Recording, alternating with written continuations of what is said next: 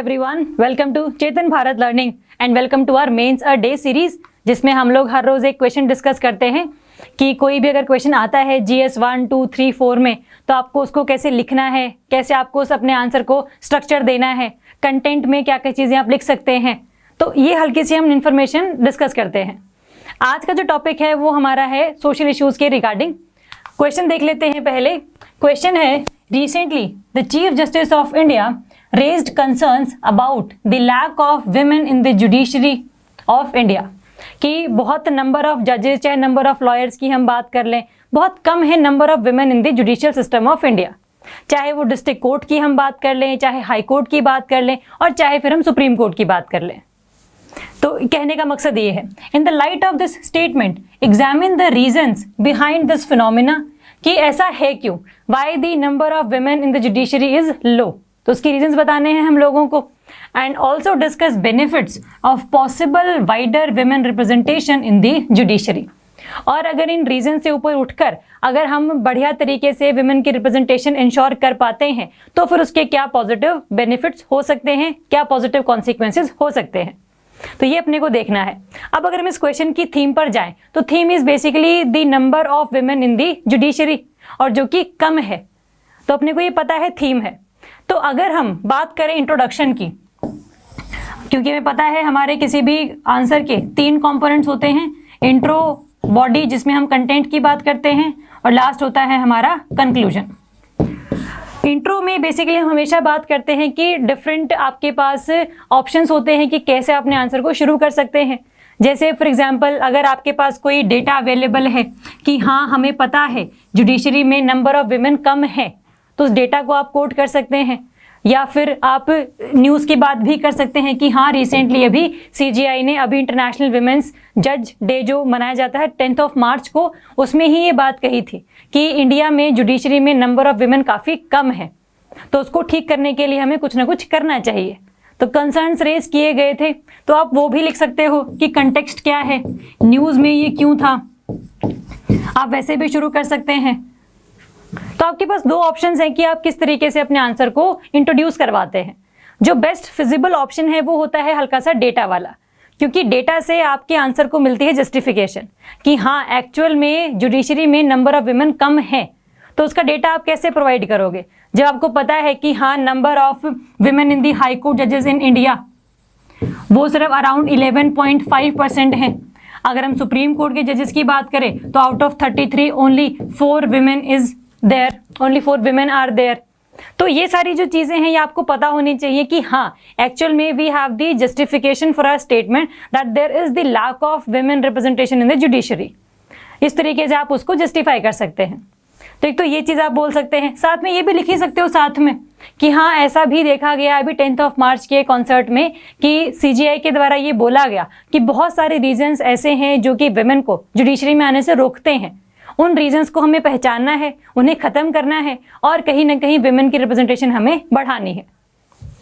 तो दोनों ही आप लिख सकते हो। इंट्रोडक्शन में आपका एक लाइन जो है डेटा की है, एक लाइन कंटेक्स्ट की है।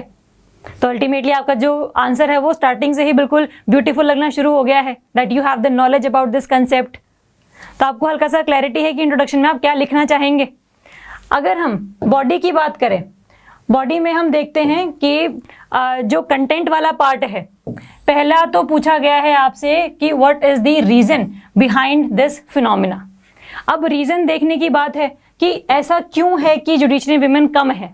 तो बॉडी में हम आते हैं, आप सीधा हेडिंग डालेंगे कि reasons for the lack of representation of women in judiciary, reasons for the lack of representation of women in judiciary. ये आप डालेंगे हेडिंग, और उसके बाद आप लिखना शुरू करेंगे इनके रीजंस को। जैसे पहला रीजन क्या हो सकता है, जो ये सिर्फ ना जुडिशरी में ही नहीं, बाकी जितने प्रोफेशन है जहाँ पर नंबर ऑफ विमेन कम है, for example science and technology की फील्ड, इंजीनियरिंग की फील्ड, या फिर डॉक्टर वाली फील्ड, वहाँ पर नंबर ऑफ विमेन कम देखी जाती हैं। उसका जो मेन रीजन है that can be one of the India का पेट्रियार्कल सोसाइटी का होना। पेट्रियार्कल सोसाइटी या पेट्रियार्कल माइंडसेट, जो कि आपको शुरू से ही ये बताता है कि this is your gender and this is the role allocated to you, और इस रोल से आप बाहर नहीं जाएंगे। तो कहीं ना कहीं बिल्कुल शुरुआत से ही आपको ये चीज़ें दिमाग में इनकलकेट कर दी जाती हैं दैट आपको सिर्फ इन्हीं प्रोफेशंस में से चूज़ करना है। तो एक जो माइंडसेट है इसको हम मानते हैं मेन रीज़न कि जो नंबर ऑफ विमेन है डिफरेंट प्रोफेशंस में नहीं है। बहुत ऐसी जॉब्स हैं जो कि मतलब स्पेशली विमेन के लिए स्पेसिफाइड कर दी गई हैं, जिनको हम क्या बोलते हैं, पिंक कॉलर्ड जॉब्स, कि ऐसी जॉब जिसमें सिर्फ और सिर्फ जो विमेन हैं वो ज़्यादा पाई जाते हैं, जिसमें एग्जांपल्स आपके रिसेप्शनिस्ट के, आपके टीचिंग प्रोफेशन में है ना, तो नर्सेज वाले प्रोफेशन में, तो ये सारी जॉब्स जो है सिर्फ विमेन के लिए स्पेसिफिक हैं, आपको बहुत कम मेल्स यहाँ पर मिलेंगे। ऐसे ही और जो प्रोफेशंस हैं वहाँ पर नंबर ऑफ मेन ज़्यादा होंगे, विमेन कम मिलेंगी। तो जेंडर स्टीरियोटाइपिंग जो है वो दोनों के लिए ही खतरनाक है, चाहे वो मेन है चाहे वो विमेन है। ये रोकता है आपको अपने ट्रू पोटेंशियल पर काम करने से, कि just because you are men you can not do this, just because you are women you can not do that. तो फिर इस चीज़ से क्या है, कहीं ना कहीं नेगेटिव इमेज, एक टॉक्सिक वाइब जो है वो आती रहती है। इसको ख़त्म करने की हमें ज़रूरत है। That is one of the reason कि इंडिया में भी जुडिशरी में विमेन की रिप्रेजेंटेशन कम है। That could be the first reason.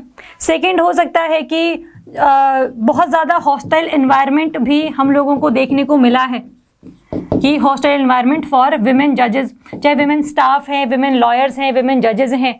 बहुत बार जो सेक्सुअल हैरेसमेंट के केस हम लोगों ने देखे हैं। तो ये भी रीज़न हो सकता है कि the safety and security of the women, तो उसका one of the reason can be that. फिर हो सकता है कि जुडिशरी में जो इंफ्रास्ट्रक्चर है दैट इज़ नॉट एडिक्वेट, जो कि विमेन की जितनी भी नीड्स हैं उनको फुलफिल कर सके। Lack of availability of judicial infrastructure, जिसमें बेटर रूम्स आ गए, टॉयलेट फैसिलिटीज़ आ गई, तो ये सभी चीज़ें इंक्लूडेड हैं। तो इनकी लाख की वजह से भी जो नंबर ऑफ विमेन है वो यहाँ पर कम आपने देखी हैं। दूसरा क्या होता है कि जैसे हम लोग बात करते हैं जुडिशरी वाली, तो हम बात कर रहे हैं कि डिस्ट्रिक्ट कोर्ट के बाद हाई कोर्ट, हाई कोर्ट के बाद सुप्रीम कोर्ट। तो डिस्ट्रिक्ट कोर्ट वाले केस में क्या है, यहाँ पर होता है एंट्रेंस एग्जाम। एंट्रेंस एग्जाम है, आपको अगर पेपर का सिलेबस पता है, आपने पढ़ाई करी है, तो आप क्लियर कर जाते हैं। तो यहाँ पर कोई भी ऐसा बैरियर नहीं है। तो इसीलिए ज़्यादा नंबर ऑफ विमेन जो हैं वो यहाँ पर आपको मिल जाएंगे डिस्ट्रिक्ट कोर्ट्स में। बट जैसे जैसे आप इस हायरार्की में ऊपर जाते हैं, आप हाई कोर्ट में जाते हैं, आप सुप्रीम कोर्ट में जाते हैं, पहली बात तो जो चैनल है हाई कोर्ट के जजेस की अपॉइंटमेंट का, वो क्या है, कोलेजियम सिस्टम है। जितने भी डिस्ट्रिक्ट कोर्ट के जजेस हैं उनको नॉमिनेट किया जाता है, लॉयर्स जो हैं उनको नॉमिनेट किया जाता है। तो और एक तो हाई कोर्ट से सुप्रीम कोर्ट में जाने का भी सेम सिस्टम है, कोलेजियम सिस्टम। यहाँ पर भी नॉमिनेशन होता है हाई कोर्ट के जजेस का। अब ये जो सिस्टम है कोलेजियम वाला, ये जाना जाता है अपनी ओपेकनेस के लिए, कि एक्चुअल में पता नहीं है कि किस तरीके से किसी भी जज को नॉमिनेट किया जाता है और या फिर उसका सिलेक्शन किया जाता है। तो इस ओपेकनेस की वजह से भी कहीं ना कहीं जो नंबर ऑफ विमेन है वो कम है हायर जुडिशरी में, क्योंकि यहाँ पर हम नेपोटिज्म को देखते हैं, हम यहाँ पर करप्शन को भी देख सकते हैं। तो इस वजह से कहीं ना कहीं बायस्डनेस है अगेंस्ट विमेन। तो that could one of the reasons कि हाँ, ओपेकनेस ऑफ द कोलेजियम सिस्टम। तो ये रीजंस हो सकते हैं। और रीजंस में आपका आ सकता है कि जो विमेन है वो खुद ही बहुत ज़्यादा एजुकेटेड नहीं होती हैं, बिकॉज जो पढ़ाई पर एक्सपेंडिचर होता है वो ज़्यादा इन दी फेवर ऑफ सन लगाया जाता है। तो लैक ऑफ एजुकेशन की हम बात कर सकते हैं, क्योंकि उन्होंने उतनी पढ़ाई करी ही नहीं होती। साथ में कुछ विमेन ऐसी हैं जो कि जानबूझकर, मतलब अपनी मर्जी से, अपनी चॉइस से फैमिली को प्रेफर करती हैं, तो they have the familial responsibilities. तो ये सारे रीजंस हैं जिसकी वजह से जो विमेन है अपनी चॉइस की वजह से जो है आगे प्रोफेशंस में नहीं जाती। तो एक तो ये चीज़ है। तो डिफरेंट रीजंस आप लिख सकते हो। रीजंस को आप ऐसे भी लिख सकते हो कि these are the social reasons, these are the political reasons, these are the security reasons, these are the आपके इकोनॉमिकल रीजंस, है ना। तो ऐसे भी हेडिंग बना के आप लिख सकते हो, बुलेट पॉइंट्स में भी लिख सकते हो। वो आपके ऊपर डिपेंडेंट है, आप कैसे अपने आंसर को अटेम्प्ट करते हैं। बट पैराग्राफ्स में थोड़ा मत लिखना, ताकि पॉइंट्स को ढूंढना पड़े। ऐसा ना हो बुलेट पॉइंट्स हो, आपने पॉइंट लिखा हो, अंडरलाइन किया हो जो उसका क्रक्स वर्ड है, तो क्या होता है, इससे आपका जो आंसर है बहुत ब्यूटीफाई हो जाता है ना। तो यहाँ पर हम लोगों ने रीजंस की बात कर ली। अब बात आती है कि what can be the possible benefits, कि ठीक है हम लोगों ने इस रीजन को खत्म कर दिए, हमने इन रीजंस को खत्म कर दिया, अब होगा क्या अगर हम लोग विमेन की रिप्रेजेंटेशन बढ़ाते हैं इन दी जुडिशरी, तो what could be the possible benefits. जैसे नॉर्मली है कि 50% ऑफ द पॉपुलेशन आपके पूरे कंट्री की विमेन है, तो इनको रिप्रेजेंटेशन क्यों ना मिले। तो सबसे पहला लॉजिक तो यही आ जाता है कि व्हाई नॉट, चाहे कोई प्रोफेशन हो, जुडिशरी ही नहीं, डॉक्टर, इंजीनियर्स, सभी को इक्वल अपॉर्चुनिटीज मिलनी चाहिए, तो विमेन भी उस चीज पर बिल्कुल खरी उतरती है। तो this is the responsibility of the nation that every person get the equal opportunity. और इससे होगा क्या, जब सबके पास इक्वल रिस्पॉन्सिबिलिटी है तो जो विमेन एम्पावरमेंट का हम लोग बहुत ज़्यादा बातचीत करते हैं उसको हम एक्चुअल में भी इम्प्लीमेंट कर पाएंगे। विमेन एम्पावरमेंट के लिए कुछ अच्छा बेनिफिट हो सकता है by making women more representative in the judiciary. दूसरी चीज, more women in the judiciary can inspire more women to have the job, कि अब हाँ कि इस प्रोफेशन में भी जा सकते हैं और अपॉर्चुनिटीज भी खुली हैं विमेन के लिए, तो ज़्यादा अमाउंट ऑफ विमेन और इंस्पायर हो रही हैं और एम्पावर्ड हो रही हैं, तो ये भी एक रीज़न है कि इंस्पिरेशन मिलती है। दूसरी चीज़, more women will be inspired to file the cases, कि उनको पता है कि कहीं ना कहीं उनकी बात अब सुनी जाएगी, क्योंकि ज़्यादा नंबर ऑफ विमेन भी प्रेजेंट हैं वहाँ पर। क्योंकि कई बार तो होता ही ऐसा है कि क्योंकि आप केस नहीं करते हो, क्योंकि आपको पता होता है कि वहाँ पर आपकी बातों को समझने वाला कोई नहीं है। तो इस तरीके से हम बोल सकते हैं कि हम इंस्पायर करेंगे और विमेन को उस प्रोफेशन में जाने के लिए भी, और मोर विमेन को केस फाइल करने के लिए भी, that there is someone who can relate with her. That could be one of the possible benefits. फिर हो सकता है कि डाइवर्स ओपिनियंस की हमेशा ज़रूरत होती है जब भी आप किसी लॉ को इंटरप्रेट करते हैं। डाइवर्स ओपिनियंस, और ये ओपिनियंस आते हैं डाइवर्सिटी के, जब लोग आपके इकट्ठे होते हैं, तो उसमें विमेन आ गए, उसमें ट्रांसजेंडर्स आ गए, उसमें बहुत सारे वैरायटी के जो लोग हैं वो आ गए। कोई पर्सन ट्राइबल कम्युनिटी को बिलोंग कर रहा है तो उनको रिप्रेजेंट कर रहा है, क्योंकि उनको पता है कि हाँ एक्चुअल ग्राउंड रियलिटी में क्या प्रॉब्लम्स हैं। तो जिस पर्सन को ज़्यादा एक्सपीरियंस होता है, वो पर्सन अगर ज़्यादा उन सीट्स पर बैठा हुआ है, तो फिर ज़्यादा पॉसिबल चांसेस हैं कि जो फैसला है, जो जजमेंट है, वो थोड़ी सी न्यूट्रल आएगी, है ना। तो इसीलिए हम चाहते हैं कि बहुत ज़्यादा डाइवर्स ओपिनियंस हम लोग बता सकें और जजमेंट्स को थोड़ा सा न्यूट्रल बना सकें। तो these can be the possible benefits. और साथ में विमेन एम्पावरमेंट की तो हमने बात कर ही ली है, तो ये तो रीज़न हम लोग पहले ही लिख चुके हैं। तो अगर इसके अलावा भी आपको कुछ बेनिफिट्स लगते हैं तो वेरी वेल एंड गुड, आप लिख सकते हैं। अराउंड 4 to 5 पॉइंट्स आपके लिखे होने चाहिए इसमें। कहने का मकसद है कि इसी तर्ज पर आपको अपने आंसर को लेकर जाना है। तो यहाँ पर हमने कंटेंट की बात करी, हमने रीजंस देख लिए, हम लोगों ने पॉसिबल बेनिफिट्स देख लिए। अब हम बात कर सकते हैं कंक्लूजन की, कि what could be the conclusion, कि अब इन सब चीज़ों को करने के लिए हमें करना क्या चाहिए।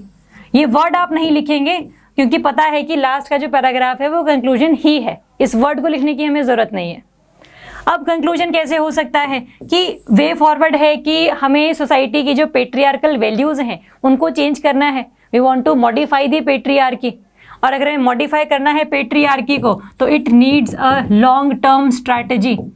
थोड़ी लंबी स्ट्रैटेजी है ये, जिसमें हम लोगों का बिहेवियर, हम लोगों का जो एटीट्यूड है उसको चेंज करते हैं। Behaviour and attitude change. तो ये जो चीज़ है अगर आप करते हैं तो बहुत ज़्यादा लॉन्ग टर्म के लिए आप इसको आगे कैरी फॉरवर्ड कर सकते हैं, कि आगे की जनरेशन्स हैं वो भी इस चीज़ में मानती हैं। ऐसे लॉज बन चुके हैं, ऐसी नॉर्म्स बन चुकी हैं कि everybody has the equal opportunity, चाहे वो जज बनना चाहे, चाहे वो इंजीनियर बनना चाहे। पेट्रियार्की बीच में नहीं आएगी, उसके लिए हमें ये सब चीज़ें करनी पड़ेंगी। साथ में we can provide the reservation to women in the judiciary for the time being. अगर हम चीज़ों को इनिशिएट करना चाह रहे हैं तो स्टार्टिंग में हम क्या कर सकते हैं, we can reserve the seat for women as the जजेस, तो तभी भी रिप्रेजेंटेशन बढ़ सकती है। ज़्यादा अमाउंट ऑफ वुमेन को हम लोग पार्लियामेंट्स में भी रिजर्वेशन दिला सकते हैं, जुडिशरी एंड पार्लियामेंट, क्योंकि लॉज मेकिंग में, लॉज इंटरप्रिटेशन में, दोनों में ही हमें वुमेन की ज़रूरत पड़ेगी, है ना। तो ये सब चीज़ें हैं जो कि आप लिख सकते हो कि हमें बिहेवियर चेंज करना है, इसके लिए हमें डिफरेंट कैंपेन्स चलाने पड़ेंगे, हमें बिल्कुल बच्चों की जो सोशलाइजेशन है उस पर ध्यान देना पड़ेगा। जो भी वो स्कूल्स में सीखते हैं उसकी हमें ध्यान रखना पड़ेगा कि क्योंकि ये जो स्टेज ऐसी है जब कि बच्चा 1 to 10 ईयर की एज में है, that is called the primary socialisation. ये बच्चे के साथ पूरी लाइफ रहती है। तो इस एज में जो भी वो बच्चा पढ़ रहा है वो जेंडर न्यूट्रल होना चाहिए, बायस्डनेस कहीं भी तरीके से क्रिएट ना हो जाए। तो इसके लिए हमें एजुकेशन पर फोकस करना है, हमें कैंपेन्स चलाने हैं, लोगों को सेंसिटाइज करना है, सभी की प्रॉब्लम्स को ठीक ठाक तरीके से सॉल्व करना है। ठीक है, तो इस तरीके से आप वे फॉरवर्ड लिख सकते हैं। तो हम लोगों ने देख लिया कि इंट्रोडक्शन आपने कैसे करनी है, रीजंस क्या क्या हो सकते हैं, साथ में जो और बेनिफिट्स हैं वो क्या होंगे कि why this is significant for society, क्योंकि पॉसिबल बेनिफिट्स होंगे तभी तो हम करना चाह रहे हैं। तो वो हमने देख लिए और साथ में वे फॉरवर्ड हम लोगों ने देख लिया कि हाँ हम इसको ऐसे ऐसे कर सकते हैं। तो इसमें आप 3-4 पॉइंट लिखना चाहो तो लिख सकते हो, लास्ट में आप इसको कंक्लूड कर देना कि by implementing the above points we can make the judicial system very sensitised for women, है ना, एंड ओपन फॉर विमेन। तो इस तरीके से आप अपने आंसर को ख़त्म कर सकते हैं। तो आप इस आंसर को अटेम्प्ट कीजिएगा, एक बार अपने शब्दों में लिखने की कोशिश कीजिएगा और आप अपने आंसर को कमेंट बॉक्स में भी लिख सकते हैं, वहाँ भी आपको इवैल्यूएट होकर वो मिल जाएगा।